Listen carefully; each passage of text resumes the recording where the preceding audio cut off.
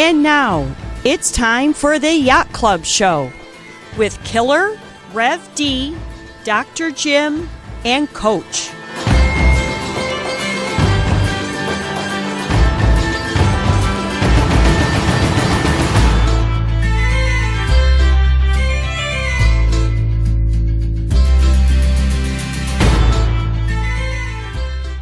Right, welcome back, listeners. Surviving the pandemic with the Yacht Club Show. Believe this is episode number 8, but I think we've all lost track. This has gone on much longer than anyone would have guessed. True that, Killer. Yeah. True that. Yeah, and every time our governor gets on the TV, she's extending it another couple weeks. So what are we looking at now? What is it, June 12th? Isn't it the stay at home till June 12th? Yep. Okay, and explain to me, the state of emergency goes to June 19th. I don't know what that means. I don't know either. I don't know what the difference is in that right now. But okay, explain this to me then. So the mall, 12 Oaks Mall, is opening Thursday, but I can't leave my house. So no, you can leave your house, but if you want to go to a store in the mall, don't you have to make an appointment or something? Well, okay, but what? Okay, so then what's the stay at home? Stay at home is I don't think you can have gatherings of more than 10 people or something like that. Is that it? I don't know. It's all very confusing. It really is. And let's face it, it was confusing to the governor's husband, too, over the weekend. How's that? You hear about him requesting to get his boat put in at the marina? Where's the marina, though? Is it up north? Yeah, they have a place in somewhere around Elk Rapids. Well, wasn't the stay-at-home lifted for up there? Yeah, it was lifted, but she said, no, I don't want everybody descending on northern Michigan this weekend. And but we can. But my husband and I can get our boat. Well, but he was up there supposedly. She said raking leaves, which I suppose is believable. He was up there she's 1 or 2 nights, she said, raking leaves. But while he was up there, he called the marina where they store their boat to see if he could get it put in the water over the weekend.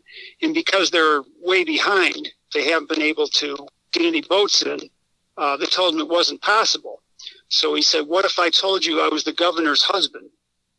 And so she said, and that made it to Facebook, obviously, and there was brouhaha about that. And she said it was a joke. He was just joking about it. I doubt that. And, who knows? Who knows? But, yeah, that was the latest controversy with Whitmer. But, yeah, she could be extending it. Who knows? I mean, it seems very arbitrary at this point. And, what bothers me, guys, when I listen to her, she's very condescending in her tone. Yeah, that might be her worst attribute.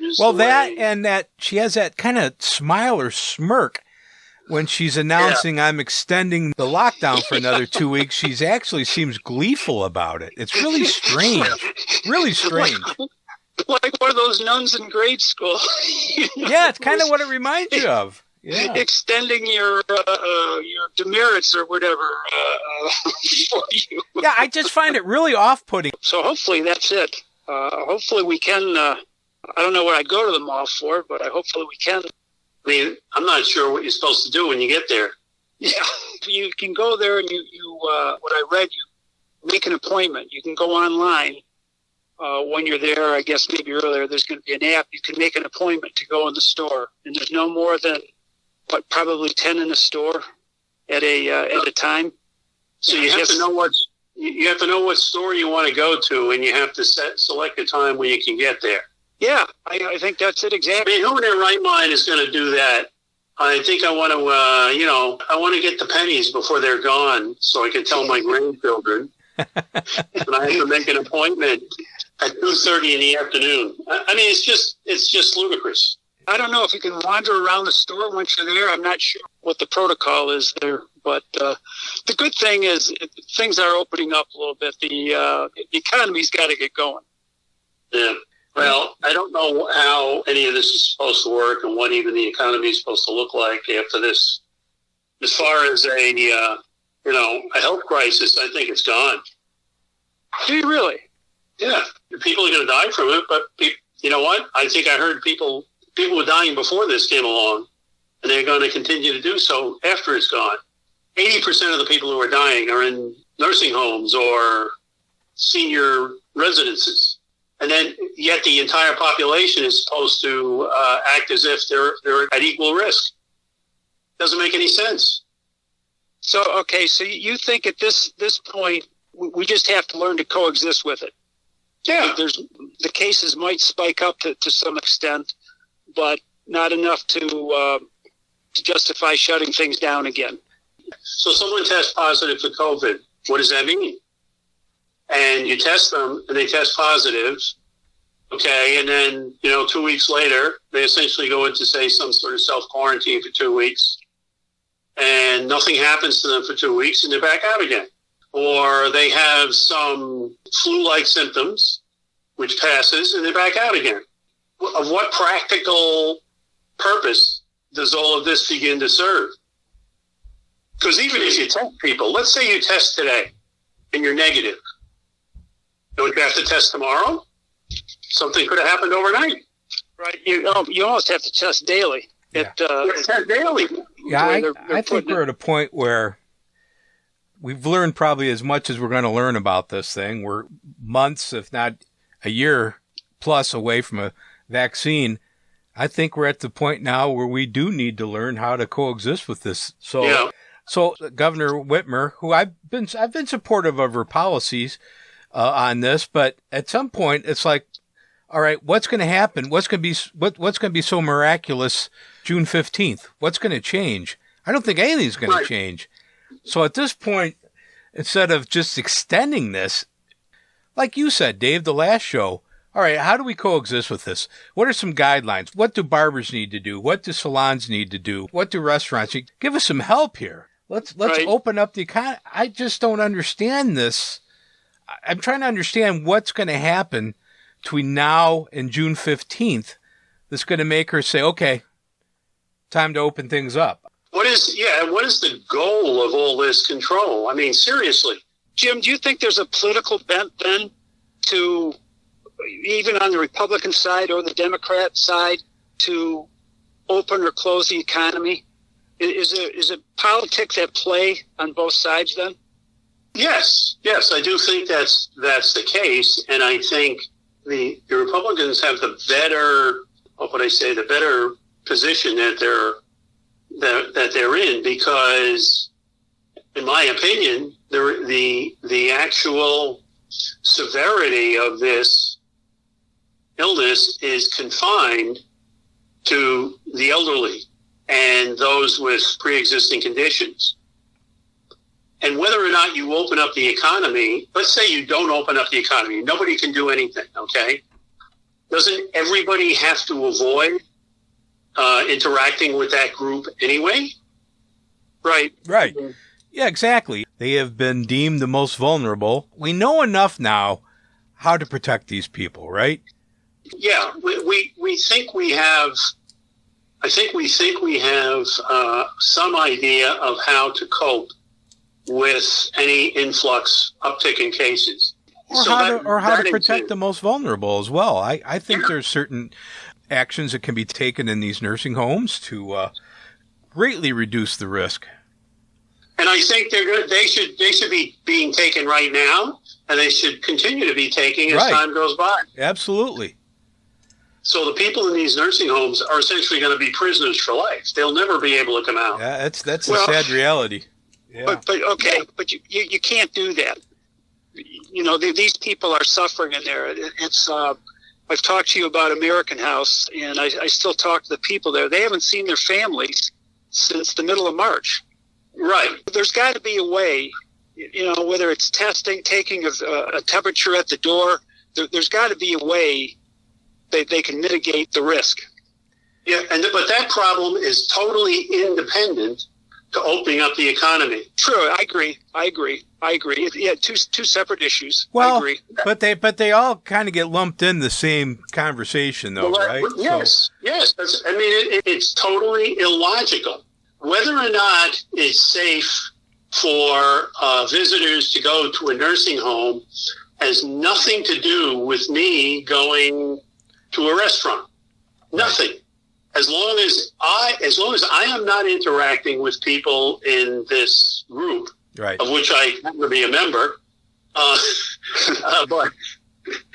as long as you're not, my kids go to school. Yeah, as long as you're not going to a nursing home, you're fine to go to a restaurant. Right, but I can't go to a nursing home now, and I cannot go to a restaurant. Right. So then the argument is, well, you can't go to a restaurant because you might catch something and then take it into a nursing home.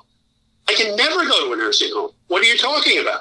So why are you telling me I can't go to a restaurant? Right. That's a good point. That's a good point. That's too logical, Jim. It's totally uncoupled. So back to your question, Dave. Is there something diabolical just inherent to politics?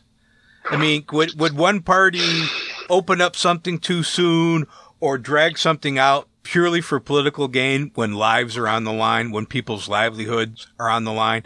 Is there just, I'm going to call it an inherent evil? Because that's how I see it. Is it that bad? Is partisan politics taking all the humanity out of decisions being made by our elected officials? It goes back to your question about leadership a couple of weeks ago, Dave. I think, unfortunately, Michael, I think it's more true than not that every decision is made based on how it will play with some politicians' constituents in one way or another. If that is not true, I just don't see evidence of it. I see too many cases that confirm that that's what's going on.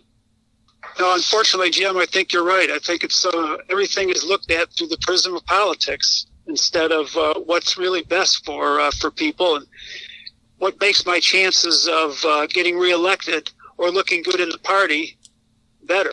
Has it always been this way, guys? I mean, I'm not that much younger than you. I'm pretty close in age.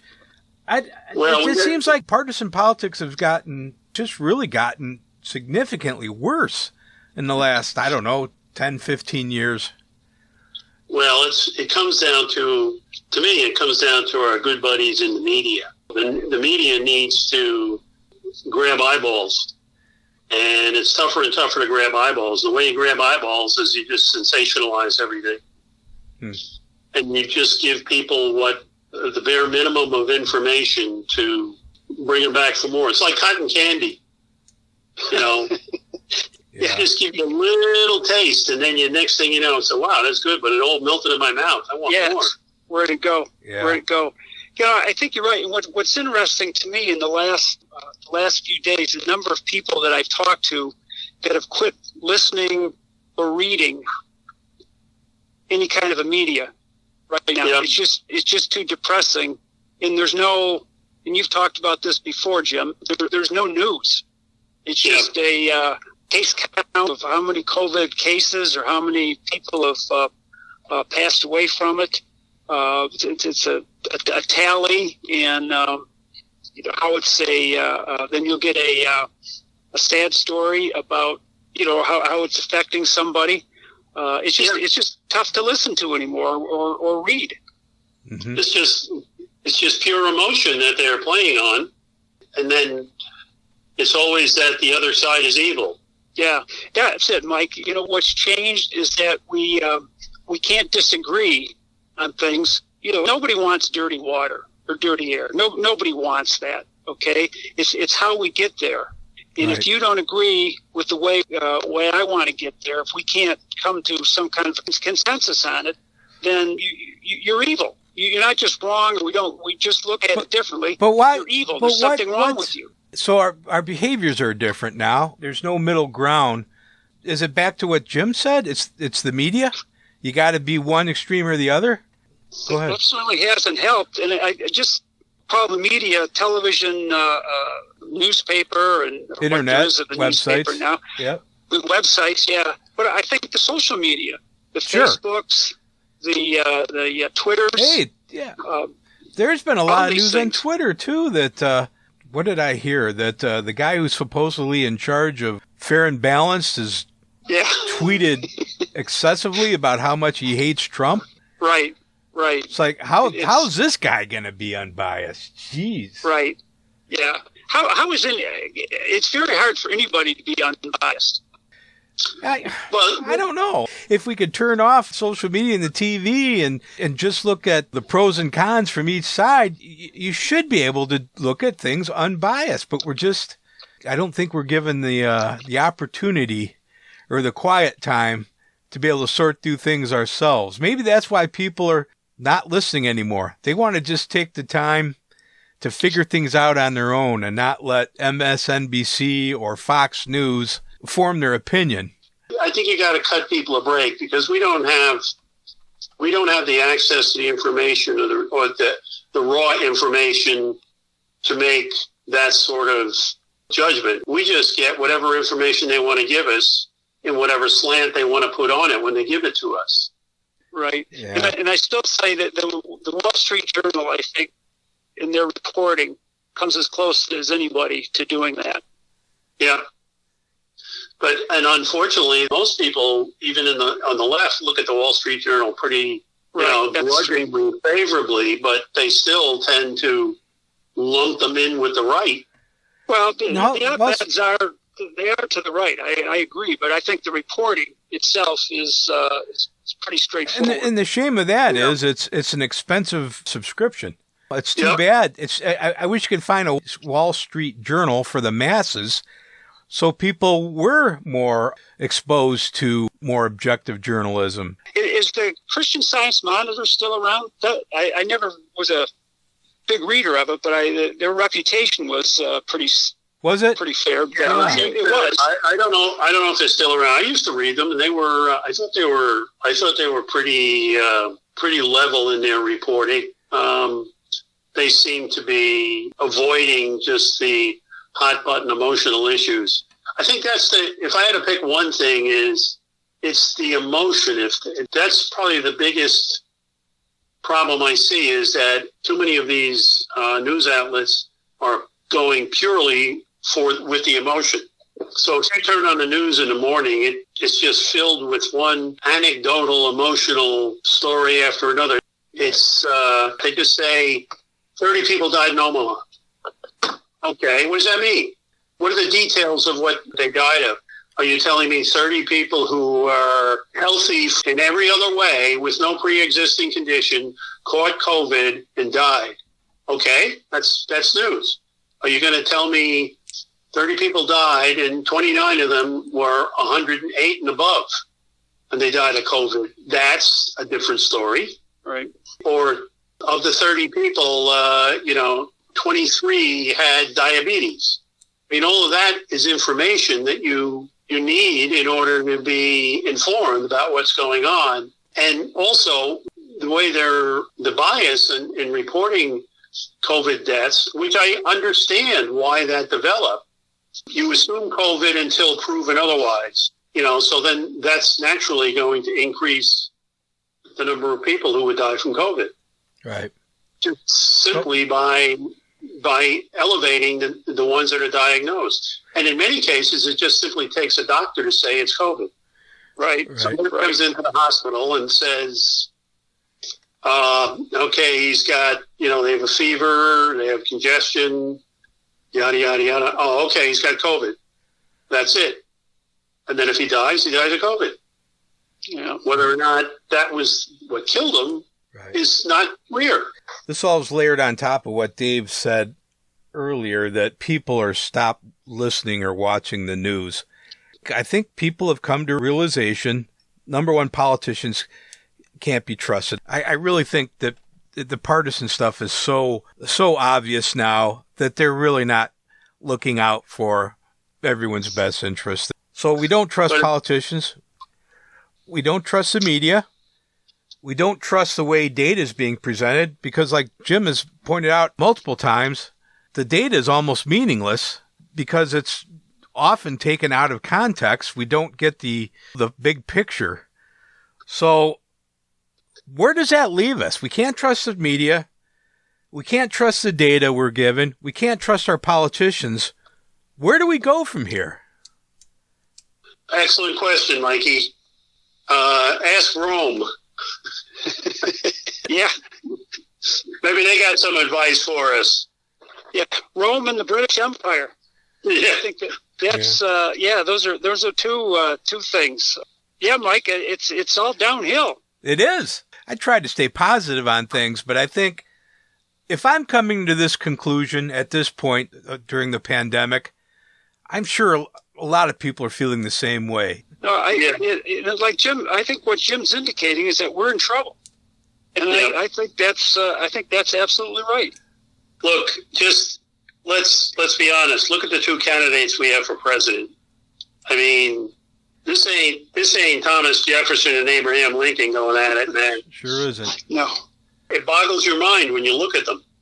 I feel like this is out of 330 million people. This is the two that we came up with. These are our top two. But we know why. It's like a Saturday night. It's like a Saturday Night Live skit. We should be surprised, though. I mean, because you get scrutinized. I mean, if you have any skeleton in your closet, I don't care if it's back when you're in college. You're going to get dragged through the mud. Your kids are going to hear things about you that would have never heard of. It just, and there's no need for it, but it happens. It's any sane person right now, unless their ego is massive, would not run for president. That's what you'd have to have, a massive ego right now, and just not care what other people think. And that's, I think that's why we have a dearth of qualified or good candidates right now. Agree. You go back to the idea of freedom of the press, and the idea of a free press was supposed to keep the politicians in check. In other words, they would be the objective voice on what's going on. But at this point, it's evolved into a business, a full-fledged entertainment business. And these guys are paid ridiculous amounts of money. And I don't even want to think about how much money Sean Hannity makes. Oh, I know. Just to stir things up. I don't think Sean Hannity provides a useful service.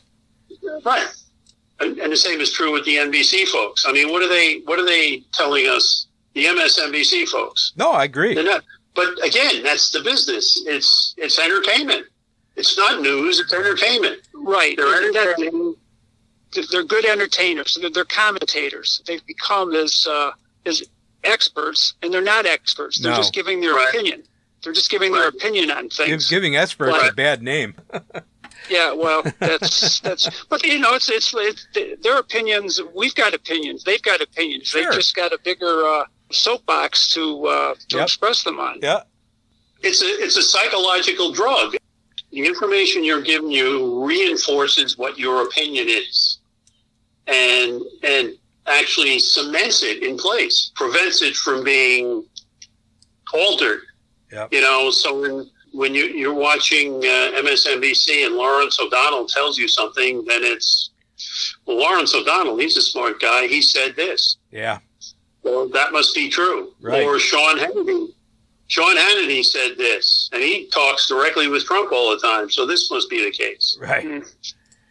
It's just so hard to find or get any objective information. Now it's out there, but we, as consumers of this information, do not have the time to go in search of accurate information. We don't. That's the bottom line, guys. Yep. Should we wrap it up? Jim just summed it up. The information's out there, but unfortunately we don't have the time. Yeah, that is a good summation. The information's out there. It's just, you got to turn off the MSNBCs, the Fox News, and you got to try to find the objective news sources, and that takes time. I tell you what the answer is not. It's not you listen to MSNBC and then you listen to Fox, and you think you're going to somehow, between the two of them, get accurate information, because you don't. You get polarization. Yes, you just exactly. That's the problem. It's got to have a spin. That's really what it boils down to. Yep. It's the middle is boring. Middle is boring. It is. The truth is boring. The truth is boring. And good the news truth is lies- and good news is boring too. Yeah. You know. Yeah. Yep. The truth always lies somewhere in the middle. Yep.